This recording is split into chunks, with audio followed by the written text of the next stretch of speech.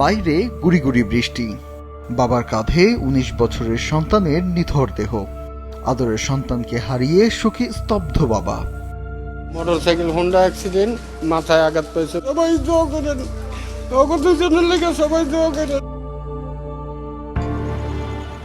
গত ২ জুলাই কেরানীগঞ্জে মোটরসাইকেল দুর্ঘটনায় মাথায় গুরুতর আঘাত পান রিসাল ও লাবিন। পরদিন ৩ জুলাই মারা যান রিসাল। আর এর এক সপ্তাহ পর না ফেরার দেশে পাড়ি জমান তার বন্ধু লাবিন। ওদের মাথায় হেলমেট ছিল না। আমি বলবো সারা বাংলাদেশের সব জায়গায়, ছোট হোক বড় হোক যেই হোক, হেলমেট ছাড়া যেন কেউ গাড়ি না চালায়। যখন লাবিনের বাবা শেষ বিদায় জানাচ্ছেন তার সন্তানকে, তখন কবরস্থানের গেটের সামনেই একই বয়সী অনেক তরুণ ছুটে চলছেন হেলমেট ছাড়াই। ঘটছে দুর্ঘটনাও।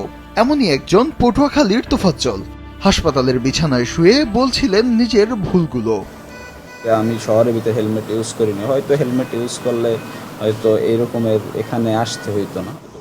বাংলাদেশ সড়ক পরিবহন কর্তৃপক্ষ বলছে, এবছরের প্রথম ৬ মাসে ৮৭০টি মোটরসাইকেল দুর্ঘটনায় ৭৭৮ জনের মৃত্যু হয়েছে, যার অধিকাংশই রাজধানীর বাইরে। হেলমেট না থাকে বা পুয়ার কোয়ালিটির হেলমেট থাকে, তাহলে তার মাথায় সরাসরি আঘাত পায়। দেখা যায় যে পেশেন্টটা যে ঘটনাস্থলে মারা যায়, অথবা অল্প সময়ের মধ্যেই কিছুক্ষণ পরেও মারা যায়। যে হেলমেট পরলে প্রাণ বেঁচে যেতে পারে, সেটি পরতে অনীহা অধিকাংশ চালক ও আরোহীদের। যদিও আইনে আছে, কিন্তু ঢাকার বাইরে এর কড়াকড়ি প্রয়োগ নেই। তাই হেলমেট ছাড়াই দিব্যি ঘুরে বেড়ান অধিকাংশ চালক। হেলমেট পরে ছিল আমরা এলাকায়, তো আশেপাশেই বাসা থেকে বেরিয়েছি, এদিক দিয়ে বাসায় চলে যাবো, বিয়ে দাওয়াতে গেছিলাম এই জন্য। হেলমেট আমাদের বাসায়, এখানে আমরা মাত্র বের হলাম, আমরা বাসায় চলে যাবো। এটা সেফটি নেওয়াটা উচিত ছিল। আমি তো গাড়ি চালাই প্রায় 15 বছর ধরে, খুব সাবধানে যাবেন, আস্তে আস্তে চলে যায়। আর রাজধানীতে অধিকাংশই পুলিশের ঝামেলা এড়াতে হেলমেট ব্যবহার করেন, তবে এর বেশিরভাগই মানহীন। রাইড শেয়ারিং এর অবস্থা আরো ভয়াবহ। গরম বাবা, অনেকে ঘাম লাগে, বাইরে পড়বো না, আমরা বাধ্য। উঠেই ক্লেম করছি যে ভাই এটা কি ট্রাফিক থেকে বাঁচার জন্য দিছেন নাকি সেফটির জন্য দিছেন? আত্মঘাতী আর কি, এটা উচিত না, ভালো হেলমেট পরা উচিত। বিশেষজ্ঞরা বলছেন, সঠিকভাবে হেলমেট পরলে এবং এর মান ঠিক থাকলে ব্রেন ইনজুরি হওয়ার আশঙ্কা ৭০% কমে, পাশাপাশি মৃত্যু ঝুঁকি কমে প্রায় ৪০% পর্যন্ত।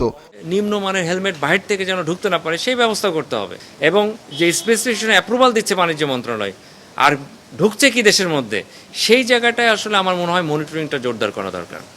হেলমেটের মান সনদ দেওয়ার দায়িত্বে থাকা বিএসটিআই বলছে, মান পরীক্ষা করে কেবল উত্তীর্ণ পণ্যকেই দেয়া হচ্ছে সনদ, যা হেলমেট আমদানি ও বিক্রির জন্য বাধ্যতামূলক। স্যাম্পলটা যথাযথ প্রক্রিয়া সিল হয়ে আমাদের ল্যাবরেটরিতে আসে। ল্যাবরেটরি আমরা টেস্ট করার পরে সেটা যখন আমরা টেস্ট করে যদি তাকে কোয়ালিফাই করে, দেন তাকে ছাড়পত্র দেয় এবং সে বাজারজাত করার সুযোগ পায়। হেলমেটের মান নিশ্চিতে বিআরটিএ, বিএসটিআই সহ সংশ্লিষ্ট সব সংস্থার সম্মিলিত অভিযানের কথা বলছে ডিএমপির ট্রাফিক বিভাগ। এটার জন্য তো আমাদের বিএসটিআই আছে, এটার জন্য তো বিআরটিএ আছে, এটার জন্য তো আরও সংস্থাগুলো আছে।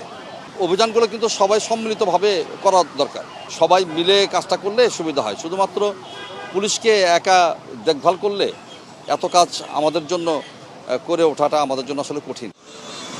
হেলমেটের ওপর ভ্যাট ট্যাক্স কমিয়ে দাম সাধারণ মানুষের নাগালের মধ্যে আনার পরামর্শ দিয়েছেন বিশেষজ্ঞরা।